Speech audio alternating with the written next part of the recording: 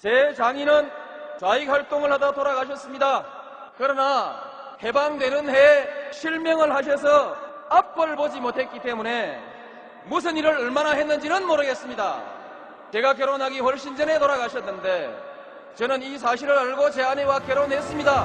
뭐가 잘못됐습니까? 이런 아내는 제가 버려야 합니까? 그렇게 하면 대통령 자격이 있고 이 아내를 그대로 사랑하면 대통령 자격이 없다는 것입니까? 여러분, 이 자리에서 여러분들께서 심판해 주십시오. 여러분이 그런 아내를 가지고 있는 사람은 대통령 자격이 없다고 판단하신다면 저 대통령 후보 그만두겠습니다. 여러분이 하라고 하면 열심히 하겠습니다.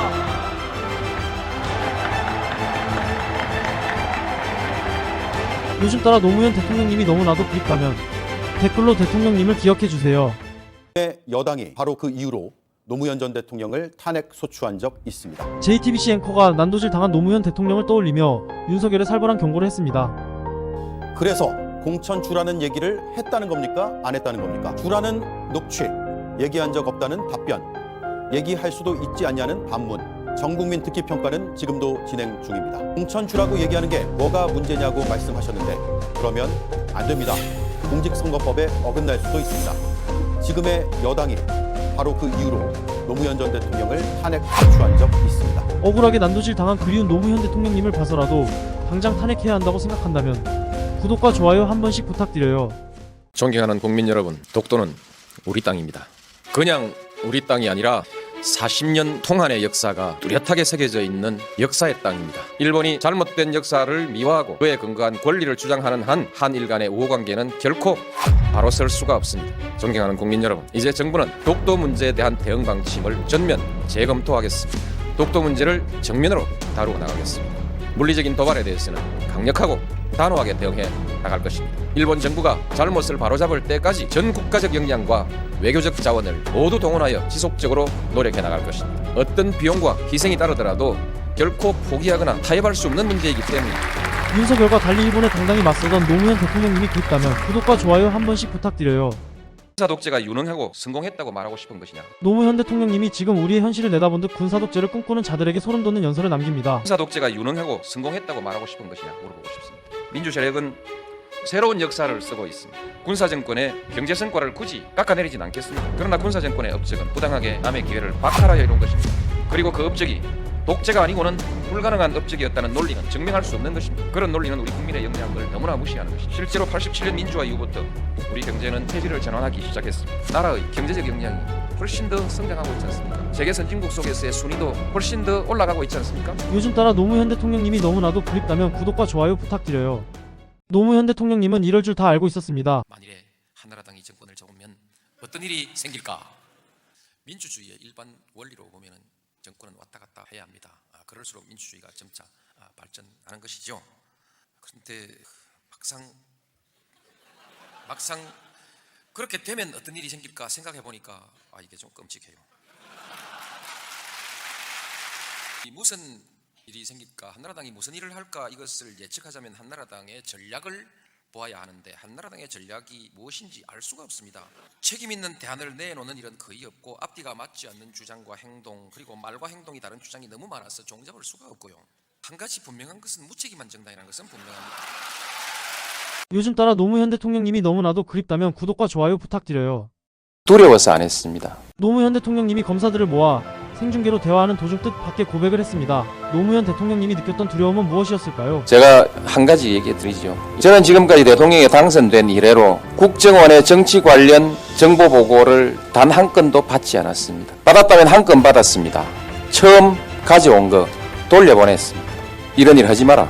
내가 지금까지 일반 검찰이든 순회 검찰이든 검사에게 단 한 통의 전화를 하지 않았습니다. 왠지 아십니까? 두려워서 안 했습니다. 대통령이 검사에게 전화했더라 한마디면 대통령은 그날로 국민들한테 신뢰가 땅에 떨어집니다. 그 전화를 왜 했을까? 온갖 추측들이 춤을 추게 돼 있고 대통령은 망하게 돼 있습니다. 그래서 제가 전화 안 했습니다.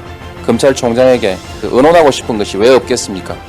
그러나 단 한 번도 전화하지 않았습니다.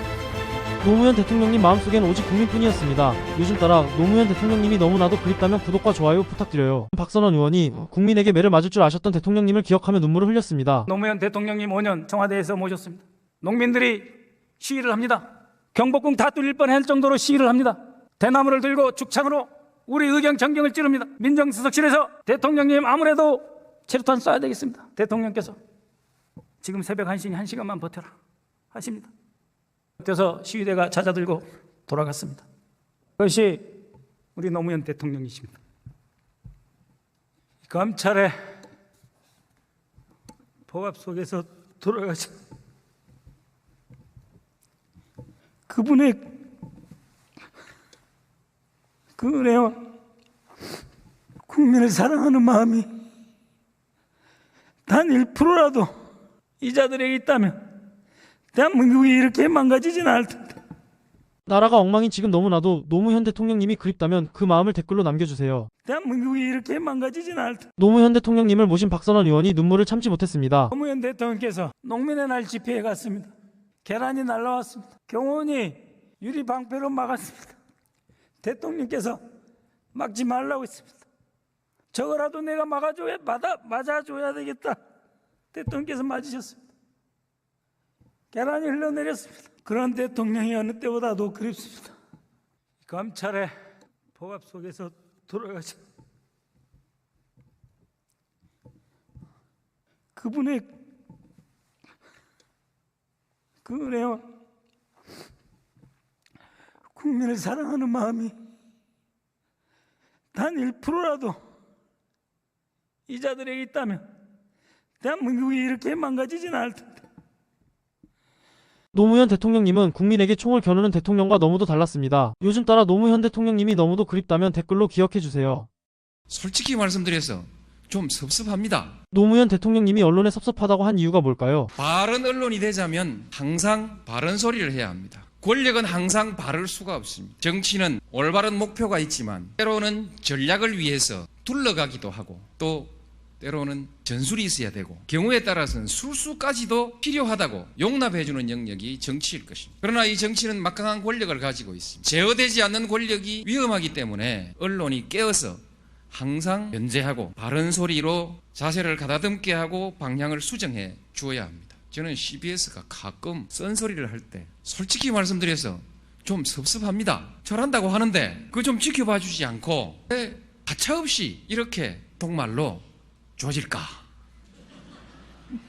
그러나 저는 그래서 더 좋습니다. 비판할 줄 모르는 언론이 무슨 의미가 있겠습니까? 짜지 않은 소금이 무슨 소금이겠습니까?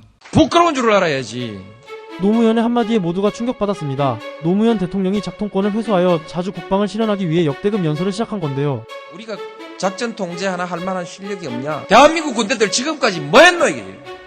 나도 군대 갔다 왔고 예비군 훈련까지 다 받았는데 심심하면 사람한테 세금 내라 하고 불러다가 뺑뺑이 돌리고 훈련시키고 했는데 위에 사람들은 뭐 해서 작전 통제권 자기들 나라 자기 군대 작전 통제도 한 게 제대로 할 수 없는 군대를 만들어 놔놓고 나 국방장관이요 나 참모총장이요 그렇게 별들 달고 그드럭거리고 말았다는 얘기입니까? 그래서 작동권 회수하면 안 된다고 줄줄이 모여가가지고 성명 내고 자기들의 직무유기 아닙니까? 부끄러운 줄 알아야지. 작동권 돌려받으면 우리 한국 분들 잘해요. 경제도 잘하고 문화도 잘하고 영화도 잘하고 한국 사람들이 외국 나가보니까 못하는 게 없는데 전화기도 잘 만들고 차도 잘 만들고 배도 잘 만들고 못하는 게 없는데 왜 작전 통제권만 왜 못한다는 얘기입니까? 요즘 따라 노무현 대통령님이 너무나도 그립다면 댓글로 그를 기억해주세요. 노무현 대통령님은 경호원들을 사지로 내모는 누구와 달랐습니다. 노무현 대통령께서 대통령 재임하시면서 한 두세 번 정도 그 경호관들의 경호 시범을 보신 적이 있어요. 노무현 대통령께서 그 경호 시범을 보면서 아직도 제가 이제 기억이 나는데 그 경호관들을 보면서 아니 저렇게 매일 죽는 연습을 한다. 그러면서 눈물을 흘리신 적이 있어요. 뿐만 아니고 늦은 저녁에 산책을 할 때 경호관들이 옆에 붙으니까 너무 미안해가지고 노무현 대통령께서 안절부절 못하는 거예요. 저녁 늦게 나와가지고 이제 하니까 경호관들이 붙으니까 죽도록 미안하다는 거예요. 지금 윤석열 대통령께서는 자기 한 몸 살자고 이 경호관들에 대한 손톱만큼의 애정이 있는 대통령이라면 스스로 나와야죠. 왜 그 경호관들을 전부 범죄자 만듭니까? 요즘 따라 노무현 대통령님이 너무나도 그립다면 좋아요를 눌러주세요. 최근 따스했던 노무현 대통령님의 일화가 회자되고 있습니다. 1984년 2월 19일 날 제가 결혼도 했거든요. 결혼하는 날 사실 저는 좀 놀라운 일이 있었습니다. 결혼 끝나면 신혼여행을 그 당시에도 갔거든요. 그때 제가 변호사님의 운전기사로서 운전한 차가 현대 스텔라라는 조그마한 차입니다. 그 당시에 노무현 변호사님이 운전을 선수해준다고 차를 몰고 나왔을 때 전부 다 눈이 희둥거려졌습니다. 변호사님 부부는 앞좌석에 타시고 노무현 변호사님이 운전을 하시면서 나는 구혼이니까 신혼 니네들이 뒷좌석에 상석으로 타고 내가 오늘 멋진 드라이브를 경주까지 시켜주겠다. 사실은 인생 최고의 행복이었습니다. 요즘 따라 노무현 대통령님이 너무나도 그립다면 댓글로 그를 기억해주세요. 최근 따스했던 노무현 대통령님의 일화가 회자되고 있습니다. 청원 경찰이라면 그 당시에 사실은 인간으로서는 아닌데 직책으로서는 좀 하위 계급입니다. 그런데 늘 노무현 변호사님은 거의 15도 정도면 좀 인사를 하는 거죠. 늘 인사를 해서 청원 경찰은 노무현 변호사님이 오시면 벌써 바깥에 나와 있습니다. 원래 나와 있지만은 인사를 준비를 미리 합니다. 변호사님이 먼저 하시기 때문에 항송해서 막 죽을 지경이라고 저한테 말씀 좀 해서 그냥 가셨으면 그냥 가시면 좋겠다고. 제가 이런 이야기를 난생 처음 합니다. 아무도 모릅니다. 요즘 따라 노무현 대통령님이 너무나도 그립다면 댓글로 그를 기억해주세요.